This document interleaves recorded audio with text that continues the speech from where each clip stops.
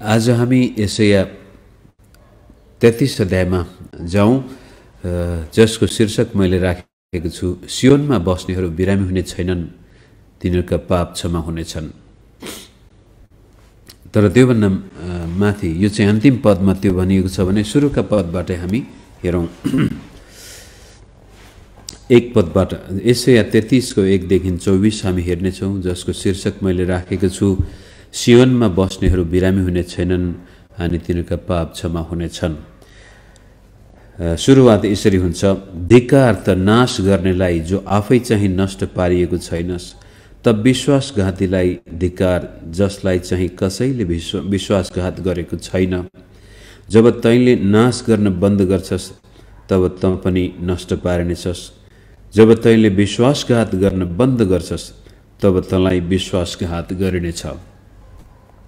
यो यरुशलेमलाई पनि सम्बोधन गरिएको, यरुशलेममाथि आक्रमण गर्नेहरूलाई पनि सम्बोधन गरिएको, यो जुनसुकै व्यक्ति शक्तिलाई यो सम्बोधन गरिएको छ, जसले आफ्नो हुने खाने दिनमा आफूसँग तागत बल हुँदाखेरि, आफूसँग सबै कुराहरूको प्रावधान हुने बेलामा परमेश्वर प्रति जुन प्रकारको विश्वासयोग्यता जनाउनु पर्ने थियो, धार्मिकता जनाउनु पर्ने थियो, त्यो जनाउनुको सट्टामा त्यसको ठ्याक्कै विपरीत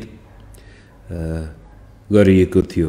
र त्यसपछि एक दिन होस खुल्नेछ यो शक्ति र यो व्यक्तिको पनि, र त्यति बेलामा चाहिँ उसले अरूलाई विनाश गर्न छोड्नेछ र विश्वासघात गर्न छोड्नेछ। तर जे छरेको छ त्यसको कटनी चाहिँ त्यसले गर्नै पर्छ। त हाम्रो हातमा तागत छ, शक्ति छ, हाम्रो हातमा साधन अनि स्रोत छन्। हामीले चाहेको खण्डमा कसैको जीवनलाई नारकीय बनाइदिन सक्छौँ।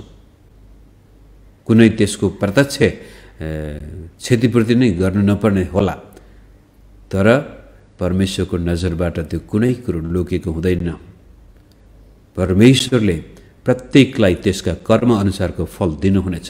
आज मैले कसैको जीवनमा क्षति गर्दैछु, कसैको बेइज्जतीमा गर्दैछु भने मेरो एक दिन अवश्य आउनेछ। त्यति बेलामा म पस्ताउनेछु, हो मैले गल्ती गरेछु भन्न ठान्नेछु, तर त्यसको लेखा चाहिँ दिनु नै पर्नेछ।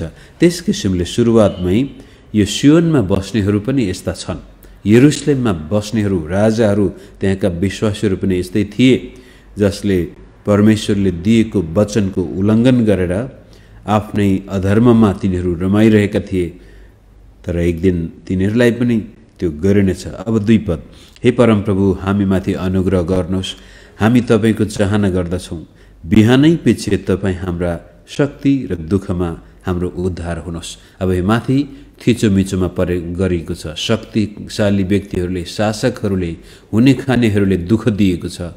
त्यस्तो स्थितिमा पनि जो विश्वासयोग्य छन्, जो धार्मिकतामा जीवन बिताउँदैछन्, तिनीहरूको प्रार्थना, हे परमप्रभु हामीमाथि अनुग्रह गर्नुहोस्।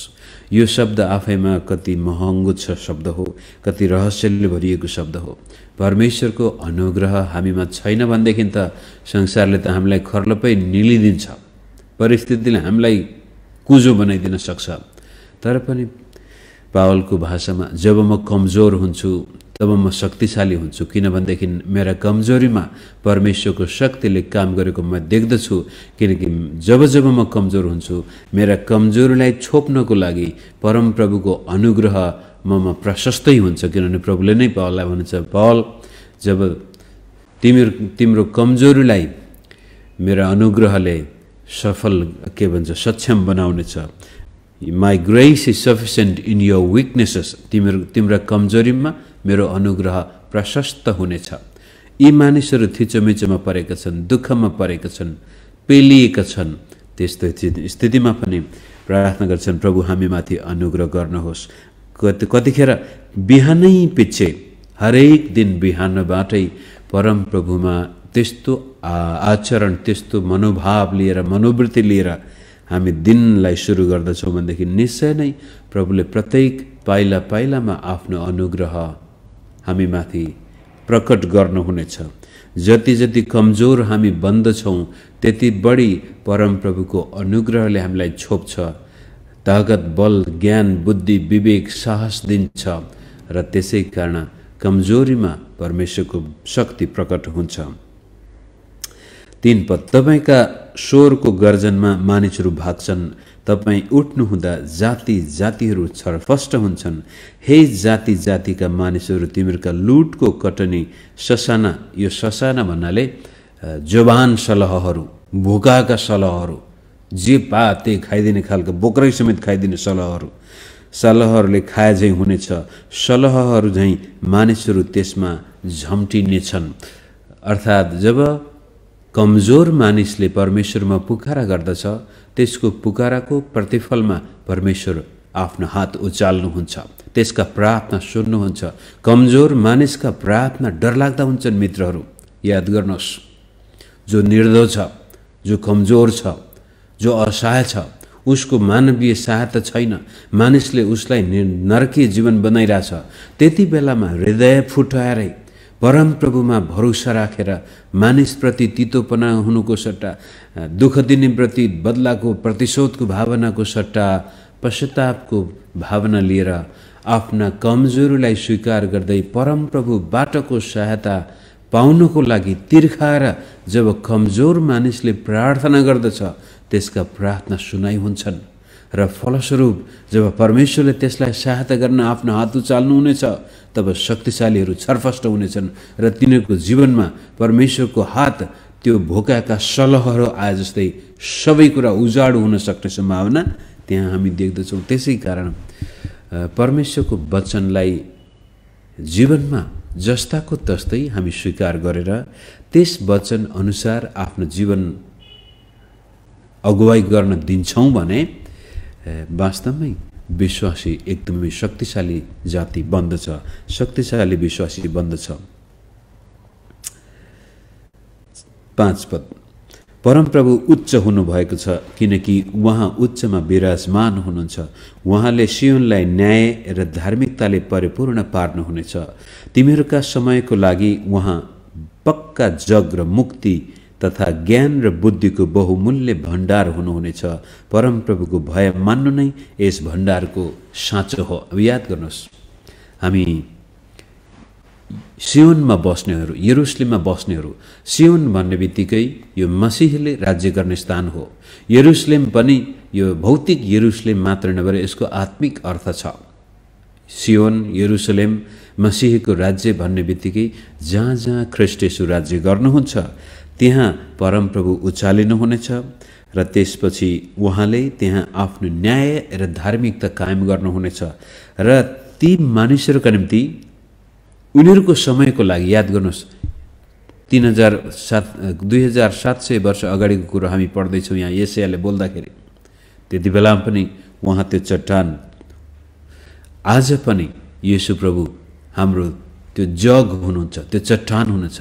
मण्डली पनि ख्रीष्ट येशूमा बनेको एउटा भवन हो। तपाईँ र म जीवित पत्थरहरू हौँ, येशू प्रभु त्यो चट्टान हुनुहुन्छ जुन चट्टान माथि मण्डली बन्दैछ र प्रत्येक जीवित पत्थरहरूबाट बन्दै बन्दै गएर यो गजबको भवन हुनेछ जहाँ परमप्रभु स्वयं बास बस्नुहुनेछ। जुन कुरो हामी प्रकाश 21-22 अध्यायमा अन्तिम चरणमा पुग्दाखेरि नयाँ आकाश र नयाँ पृथ्वीको कुरो हामी त्यहाँ देख्दछौँ र परमेश्वर मानिसहरूसँग अथवा परमेश्वरको बास अब मानिसहरूको माझमा भएको छ। हामीहरू परमेश्वरका मानिस, उहाँ हाम्रो परमेश्वर हुनुभएको छ भन्ने अन्तिम बाइबलको त्यो चाहना अहिले पनि त्यो काम चाहिँ भइरहेको छ। परमप्रभु त्यस्तो गजबको त्यो जग हुनुहुनेछ र त्यो धार्मिकता, न्याय, शुद्धता, पवित्रता, सम्पन्नताको न्यायको चाबी चाहिँ परमप्रभुको भय। भजन सङ्ग्रह 1 लिएर हरेक ठाउँमा धन्य हो त्यो मानिस जो दिनरात परमेश्वरको वचनमा मनन गर्छ। धन्य हो त्यो मानिस जो परमेश्वरमा भर पर्दछ। परमप्रभुको भय र नम्रताले नै जीवनमा यी किसिमका आशिष ल्याउँछ र उहाँ हाम्रो बुद्धिको पनि भण्डार, धार्मिकताको पनि भण्डार, मुक्तिको पनि भण्डार भन्ने कुरा 1 कोरिन्थी 1 अध्यायको 30 पदमै पनि हामी देख्दछौँ। 30-31 पदमा मेरो विचारमा, ठ्याक्कै मैले लेखेर पाएन, 30 पदमा ख्रीष्ट येशू हाम्रो बुद्धि, मुक्ति, छुटकारा, ज्ञान, सबै कुराको स्रोत, जीवनको स्रोत हुनुहुन्छ। र यहाँ पनि सियोनमा बस्नेका लागि परमेश्वर त्यो बहुमूल्य जग, कहिले नडगमगिने जग र त्यो भण्डार सबै कुराहरू हामीलाई चाहिनेका छ। अनि त्यो भण्डारको चाबी चाहिँ परमप्रभुको भए। हामी पढ्दै जाउँ र 24 पदसम्मै जानुपर्छ। हेर त तिनीहरूका वीर मानिसहरू सडकमा जोडसित रुँदैछन्। अब यो सियोनलाई दुःख दिनेहरू, सियोनमा बस्नेहरूलाई दुःख दिनेहरू, मिलाप ल्याउने राजदूतहरू धुरुधुरु रुँदैछन्। समय त आयो, उनीहरूले आफ्नो पाप त स्वीकार गरे, गल्ती महसुस गरे, अब मिलापमा बस्न चाहन्छन्। तर अवस्था नाजुक भएको छ। मूल सडकहरू निर्जन भएका छन्, बाटोमा यात्रीहरू छैनन्। विनाश सलहले सखाप पारे झैँ परमप्रभुको दण्ड त्यहाँ आएको छ। सन्धि भङ्ग भएको छ, गवाईहरू अवहेलित भएका छन्, कोही पनि मानिसको आदर छैन। देशले विलाप गर्छ र उजाड हुन्छ, लेबनन शर्ममा पर्छ र ओइलिन्छ, सारोन अराब झैँ हुन्छ। अब लेबनन र सारोनको फुल लिली यो एकदमै मलिलो उर्वरा भूमि हो। लेबननका देवदारहरू, आकाश छुने रुखहरू, त्यो निकै नै ठुल्ठुला रुखहरू थिए, अब त्यो ओइलाएर गयो। ती ठुल्ठुला 1200-4-5,000 वर्षै पुराना रुखहरू थिए, ओइलाउँछन् भने सारोन अराब चाहिँ, अराब भनेको उजाड स्थान, मरुभूमि। त्यो फुल फुल्ने बगैँचाले भरिएको जमिन पनि उजाड हुन्छ, लेबनन पनि त्यस्तै हुनेछ। र बासान र कर्मेलले आफ्ना पातहरू झार्छन्। सियोनमा बस्नेहरूको पुकारा परमेश्वरले सुन्नुभयो, तिनीहरूका दुःख कष्टबाट छुटकारा दिनुभयो। तर सियोनलाई दुःख दिनेहरूमाथि परमप्रभुको हात यस्तो किसिमले आउँछ। 10 पद, परमप्रभु भन्नुहुन्छ, अब म उठ्नेछु, अब म उच्च पार्नेछु, अब म माथि उठाइनेछु। तिमीहरूले भूसलाई गर्भधारण गर्छौ, तिमीहरूले पराले ठोसाहरू जन्माउँछौ। यी भन्न खोजेको कुरो, यी आफैमा भर पर्ने मानिसहरू, आफ्नो ताकत बलमा भर पर्ने, आफ्नो साधन अनि स्रोतमा भर पर्ने मानिसहरू अन्तिममा यस्ता परिणाम यस्तो हुनेछ। भूसलाई गर्भधारण, पराले ठोसाहरू जन्माउँछौ। यसले फलिफापको ठ्याक्क विपरीत, एउटा उर्वरा भूमि, प्रशस्त फल फल्ने ठाउँमा, कटनी हुने ठाउँमा उजाड। तिमीहरूले सास, कहाँ पुगेछ, तिमीहरूको सास तिमीहरूलाई नै भस्म गर्ने अग्नि हो। मानिसहरू चुन जले झैँ जल्नेछन्। मलाई थाहा थिएन चुन जल्दो रहेछ भन्ने कुरा, हुन त त्यो केमिकल नै होला। मान्छेहरू मुखमा हाल्छन्, त्यो सुर्तीमा चुना मिसाएर खान्छन्, त्यसै कारण विभिन्न प्रकारका रोगले उनीहरू पछि ग्रसित हुँदो रहेछन्। काटेका काँडा घारी आगोमा जलाए झैँ तिनीहरू जलाइनेछन्। अथवा यो सास पनि जल्ने, जन्मिँदाखेरि पनि पराले ठोसाहरू, गर्भधारण पनि भूस, यी सबैले के देखाउँछ भने परमेश्वरको न्यायमा सबै कुरा नष्ट हुनेछन्, जलेर जानेछन्। अनि जुन कुरो पहिलो कोरिन्थी 3 अध्यायमा पावलले भन्छ, एक दिन विश्वासीहरूलाई पनि यो आगोले जाँच्नेछ। र अर्थपूर्ण कामहरू छन्। हामीले सुन चाँदी र बहुमूल्य पत्थरले त्यो चट्टानमाथि घर बनाएका छौँ भने आगोले खारिने बेलामा त्यो बच्नेछ। तर आफ्नै इच्छा, अभिलाषा, आकाङ्क्षाहरू, मानवीय सोच विचारबाट हामीले आफ्नो जीवनलाई अगाडि सारेका थियौँ भने त्यो नष्ट हुनेछ, त्यो जलेर जानेछ। र यी मानिसहरूको अवस्था पनि त्यही देखिन्छ। 13 पद, हे टाढाका मानिस हो, मैले के गरेको छु सुन, हे नजिकका हो, मेरो शक्तिलाई स्वीकार गर। सियोनमा भएका पापीहरू डराएका छन्, ईश्वरहीनहरूलाई कम्पनले समातेको छ। भस्म गर्ने आगोसँग हामीहरूमध्ये को बस्न सक्छ र अनन्त जलनमा हामीहरूमध्ये को रहन सक्छ र? यो चाहिँ सियोनमा बसेर पनि पाप र अधर्ममा जीवन बिताउने मानिसहरूले पनि त्यो स्वीकार गर्नेछन्। यी परमेश्वरको सामनेमा पापी मानिस बस्नै सक्दैन, असम्भव। त्यही अब त यस्तो स्थितिमा सियोनमा पाप र अधर्ममा बस्नेहरू बस्न सक्दैनन् भने अब को चाहिँ बस्न सक्छ त? 15 त्यही जो धार्मिकता साथ हिँड्दछ र ठिक कुरा गर्दछ, करकापसित लिएको नाफा इन्कार गर्छ, जसले घुस लिन आफ्नो हात बढाउँदैन, जसले हत्याका षड्यन्त्रप्रति आफ्नो कान थुन्छ, दुष्टाइको चिन्तन गर्नुभन्दा आफ्नो आँखा चिम्लिन्छ, त्यही मानिस उच्चमा बस्नेछ, जसको शरणस्थान पहाडको किल्ला हुनेछ। त्यसको भोजन त्यसलाई दिइनेछ, त्यसलाई पानीले धोका दिने छैन। अब यो पढ्दाखेरि कहिलेकाहीँ एउटा आइडियल के भन्छ आदर्श जीवन जस्तो देखिन्छ। Too good to be true भनेर अङ्ग्रेजीमा भनेपछि यो त सम्भव छैन। यस्तो पनि जीवन सम्भव होला र? परमेश्वरले यस्तो जीवन दिन सक्नुहुन्छ होला र? यो त मरेपछि मात्रै पाइन्छ होला भन्ने हामीलाई लाग्न सक्छ मित्रहरू। त्यसै कारण यो येशू प्रभुको जीवितपनालाई हामी कता कता जीवनमा अनुभव नगरिकनै यो संसारबाट बिदा हुन सक्छौँ, भइरहेछौँ धेरै मानिसहरू। तर येशू जीवित हुनुहुन्छ। याहवे परमेश्वर जो एसायालाई यो अगमबाणी दिँदै हुनुहुन्थ्यो, उहाँ आज पनि त्यही याहवे परमेश्वर हुनुहुन्छ। हिजो आज सधैँभरि येशू एक समान हुनुहुन्छ। प्रभुको नामै म हुँ जो म हुँ। त यदि हामीले परमेश्वरको वचनलाई आफ्नो जीवनमा सिरोपर गर्यौं, आफ्ना पाप र अधर्मलाई सदाकालको लागि सेलाइदियौं र अरू मानिसलाई दोष दिनुको सट्टामा, हिजो हामी जहाजमा चढ्दाखेरि हामीले पनि राम्रै सिट लिएका थियौं, तर कता कता एरोप्लेनले तलमाथि गरिदियो। अनि एकजना 60-65 वर्षको दाइ हुनुपर्छ, उहाँलाई चाहिँ साह्रै रिस उठ्यो। अनि दुनियाँ कराउन थाले, रिसाउन थाले। अब त्यहाँको भित्र बोर्डिङभित्र गइसकेपछि जति कराए पनि केही नहुने रहेछ। 10-15 मिनटसम्म त्यो दाइ करायो, तेरो बाउको सम्पत्ति हो, यो प्लेन तेरो हो भनेर त्यहाँ अब जति गर्दाखेरि नि केही फाइदा लागेन। अन्तिममा त्यतिकै चुपचाप बस्नु पर्यो। भन्नु खोजेको कुरो, हामीले पनि त्यो मेरो श्रीमान श्रीमती कुरा गर्दै थियौँ। आखिरी यो सिट अलिकति अगाडिको राम्रो थियो, पछाडि परिहाल्यो, केही फरक छैन। यो 1-1.5 घन्टाको अलिकति कठिनाइले गर्दाखेरि यो दाइले यत्रो रिस गाली, कति जीवनमा शरीरमा त्यसले कति नकारात्मक ऊर्जा उत्पन्न गर्यो, कहाँ कहाँ विकार, मानसिक अशान्ति, मान्छेको सामनेमा बेइज्जत, सबैले कस्तो रिसाहा मान्छे रहेछ, कति घाटा लाग्यो। त्यसको सट्टामा जब जब परिस्थितिहरू हाम्रो इच्छा विपरीत हुन जान्छन्, मानिस हाम्रो विरुद्धमा आउँछन् भने त्यति बेलामा त्यो व्यक्तिलाई दोष दिनुको सट्टामा, ओहो यसले मलाई के देखाउँदैछ, यो मेरो ऐना हो, अब यसलाई म कसरी प्रतिकार गर्दछु त्यसले मेरो चरित्र देखाउँछ, परमेश्वरमा मेरो विश्वास देखाउँछ।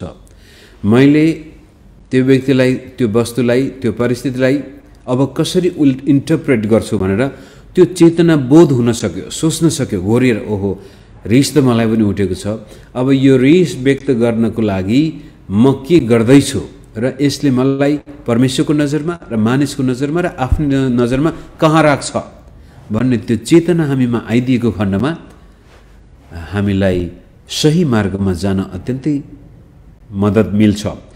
त्यसपछि हामी परमेश्वरको वचनलाई पनि आफ्नो जीवनमा सहर्ष स्वीकार गर्नु, हो प्रभु म तपाईकै मार्गमा हिँड्न चाहन्छु, म अत्याचार, हत्या, हिंसा, भ्रष्टाचार, घुस लिने, घुस दिने यस्ता स्थितिहरूबाट अलग राख्न चाहन्छु। फलस्वरूप परमेश्वरले मलाई भोजन दिनुहुनेछ र पानीले पनि मलाई धोका दिने छैन। अर्थात् प्रभुले भने जस्तै आज हामीलाई हाम्रो दिनभरिको भोजन दिनुहोस्। परमेश्वरले हाम्रा सबै आवश्यकताहरू पनि पूरा गर्नुहुनेछ। समयले डाँडा काट्यो। 17 पद, तिनीहरूका आँखाले राजालाई उहाँको सुन्दरतामा देख्नेछन् र टाढासम्म फैलिएको देशलाई देख्नेछन्। मसीहको राज्यको चित्र हो यो। तिमीहरूका विचारमा तिमीहरूले पहिलेको त्रासलाई सम्झिनेछौ अथवा दुःख दिने मानिसलाई सम्झिनेछौ। ती मुख्य अधिकृत खोइ, कर लिने कता गए, धरहराको जिम्मा लिने अधिकृत कहाँ छन्? यो चाहिँ पहिला बाबिलोन होस्, असुरको होस्, रोमको होस्, ग्रिकको अथवा कुनै पनि देशबाट यो इजरायलमाथि शासन गर्नेहरू, यरुशलेममाथि, सियोनमाथि शासन गर्नेहरूले दुःख दिएका थिए, शोषणमा परेका थिए। तर एक दिन आउनेछ परमेश्वरले तिनीहरूलाई हटाउनुहुनेछ र तिमीहरूले भन्छौ खोइ त तिनीहरू। 19 पद, तिमीहरूले ती हठी मानिसहरूलाई फेरि देख्ने छैनौ। अनौठो भाषा बोल्ने ती मानिसहरूलाई जसको बोली बुझिँदैन अब तिमीहरू देख्ने छैनौ। अर्थात् तिमीहरूलाई दुःख दिने मानिसहरू खोजेर पनि भेटाउने छैनौ। परमेश्वरले तिनीहरूलाई भुस जस्तै जलाइसक्नु भएको छ, बतास जस्तै उडाइसक्नु भएको छ। 20 हाम्रा ठहराइएका चाडहरूको सहर सियोनलाई हेर, तिमीहरूका आँखाले यरुशलेमलाई देख्नेछन्, एउटा शान्तिमय वासस्थान, एउटा पाल जो कहिल्यै हटाइने छैन, जसका किलाहरू कहिल्यै उखेलिने छैनन्, न त त्यसका डोरीहरू चुडाइनेछन्। यो यस्तो पृष्ठभूमिमा भनिएको छ जतिखेर मानिसहरू पालमा बस्दथे। यो बेडविन जाति नै यस्तो हुन्थ्यो। आज यहाँ छन् त भोलि कहाँ हुनुपर्छ। अब्राहम पनि त्यस्तै प्रकारका यो घुमन्ते जाति सरमै मध्येमा आउँदछन्। उनीहरूको लागि यो अहिले युरोपमा जिप्सी भन्ने जाति हुन्छ र हाम्रै सुदूरपश्चिममा पनि त्यस्ता जातिहरू थिए। हामी सानो हुँदाखेरि आज कहीँ छन् भोलि कहीँ छन्, विभिन्न ठाउँमा जहाँ रात पर्यो त्यहीँ बास बस्ने खालको जातिहरू त्यो स्थिति थियो। तर परमेश्वरले एउटा निश्चित स्थान दिनुहुनेछ। यो मसीहको राज्यको चित्र गरिएको छ। 21 पद त्यहाँ परमप्रभु हाम्रा शक्तिशाली जन हुनुहुनेछ, अथवा परमप्रभु शक्तिशाली जन भन्ने थियो परमेश्वर नै त्यो व्यक्ति हाम्रो बिचमा उपस्थित हुनुहुनेछ। पक्कै पनि यो मसीह हुनुहुन्छ भन्न खोज्यो। र त्यो ठुला ठुला नदीहरू र खोलाहरूको ठाउँ हुनेछ। अब यरुशलेममा त नदीहरू खोलाहरू छैनन्, त्यसै कारण यसले चाहिँ आत्मिक भाषा बोलिएको छ। साङ्केतिक भाषामा आत्मिक रहस्यका कुराहरू हुने। जसै प्रभुले पनि हामीलाई म कहाँ आऊ र यदि कसैले यो पानी पिउँछ भने त्यसको अन्तस्करणबाटै जीवनको पानीको खोलाहरू बगि निस्कनेछन्। त्यस्तो स्थिति मसीहको राज्यमा हुनेछ। पतवारले चलाइने डुङ्गाहरू त्यहाँ चल्ने छैनन्, ठुला जहाज पनि त्यहाँ आउनेछन्। समुद्र यहुदीको मानसपटलमा नकारात्मक स्थान हो। यो समुद्रका जहाजहरू आउनु, पतवारहरू आउनु, यसले चाहिँ इजरायलका मानिसहरूलाई दास बनाएर टाढा टाढा लगेको दृश्य देखाउँदछ। अब त्यस्तो हुने छैन। 22 किनभने परमप्रभु हाम्रा न्यायाधीश हुनुहुन्छ, उहाँले न्याय गर्नुहुनेछ। परमप्रभु हामीलाई व्यवस्था दिने हुनुहुन्छ, परमप्रभु हाम्रा राजा हुनुहुन्छ, उहाँले नै हामीलाई बचाउनुहुनेछ। उहाँले नै हामीलाई व्यवस्था दिनुभयो, उहाँ नै हाम्रो न्यायाधीश, उहाँ नै हाम्रो मुक्तिदाता। सबै कुराहरू परमप्रभुले सियोनमा आफ्नो मानिसमाथि त्यस्तो किसिमको राज्य स्थापना गर्नुहुनेछ। 23 पद तिमीहरूका जहाजका डोरीहरू खुकुला भएका छन्, मानिसहरूले त्यसको मस्तुलको जग बलियो पार्न सकेनन्, अथवा जहाजको कुनै त्यो हामीलाई लुटिएर लगिने छैन। तिनीहरूले तिनका पाल टाँक्न सकेनन्। तब एउटा प्रशस्त लुटको माल बाँडिनेछ, लङ्गडाहरू समेतले लुटका मालका भाग लिनेछन्। त्यो बेलामा एउटा सेनापतिले अर्को देशमा कब्जा गरेर त्यहाँको श्री सम्पत्ति सबै लान्थ्यो, लुटेर त्यसपछि आफ्ना सैन्य दलहरूमा भाग लगाइदथ्यो। मानव समाजै त्यस्तै हो। त्यति बेलामा होइन, यो गएको 100-150 वर्ष अगाडि नै। र यो हामीलाई त धेरै कुराहरू थाहा छैनन्, तरै पनि यो तालिबानले जब केही महिना अगाडि अफगानिस्तानमा अमेरिकी सेनाहरू लखेट्यो, त्यहाँ पनि जुन गाउँमा पुग्यो तिनीहरू त्यसपछि त्यहाँको धनी धनीहरूका सम्पत्ति लुट्ने, जवान स्त्रीहरूलाई दासी बनाएर लैजाने। अहिलेको युगमा त्यो छ भने त्यो मानसिकता पुरानो मानसिकता हो। र आज पनि यदि विश्वमा तालिबानले राज्य गर्न पाएको खण्डमा त्यही हो अवस्था। धनी धनीहरूको धन सम्पत्ति लुट्यो, जवान स्त्रीहरू दासी बनाएर लग्यो, जवान पुरुषहरूलाई कि त दास बनायो कि मारिदियो। त्यस्तो स्थितिमा अब यी धनाढ्य शक्तिशाली बलवान सैन्य नभएर लुला लङ्गडाहरूलाई पनि परमेश्वरले अब त्यो प्रशस्त आशिष दिनुहुनेछ भन्न खोजेको। उनीहरू त्यो लुटका मालहरूको भागीदार हुनेछन् भन्दाखेरि यिनीहरूले परमेश्वरबाट आफ्नो भाग पाउनेछन्। अन्तिम पद सियोनमा बस्ने कसैले पनि म बिरामी छु भन्ने छैनन्, अनि त्यहाँ बस्ने मानिसहरूका पाप क्षमा गरिनेछन्। मुख्य आज मैले विषय राख्दाखेरि त्यही भनेको थिएँ कि सियोनमा बस्नेहरू बिरामी हुने छैनन् र तिनीहरूका पाप क्षमा हुनेछन्। सियोन भन्ने बित्तिकै यो ख्रीष्ट येशूमा पाइने जीवन हो र ख्रीष्ट येशूमा जब हामीले विश्वास गरेका छौँ भने उहाँ हाम्रो राजा हुनुहुन्छ। उहाँ हाम्रो राजा मात्र होइन, हामी उहाँ सँगसँगै राज्य गर्ने मानिसहरू हामीले सियोनमा प्रवेश पाइसकेका छौँ। जुन दिन येशू ख्रीष्ट गधामा चढेर यरुशलेममा आउनुभयो, मन्दिरमा प्रवेश गर्नुभयो, उहाँ सियोनमा आइसक्नुभयो। मन्दिर नै हो त्यो सियोन। अनि त्यो अब ढुङ्गा र माटोले बनेको मन्दिर होइन, ख्रीष्ट येशूको शरीर नै त्यो मन्दिर बन्यो र त्यसपछि तपाईँ र मैले विश्वास गरेपछि मण्डली ख्रीष्ट येशूको मन्दिर बन्यो। त्यो सियोनको चित्रण जति पनि छ, अब हामीले यरुशलेमको भौतिक यरुशलेममा भौतिक मन्दिरको पर्खाइमा हामी बस्नु परेको छैन।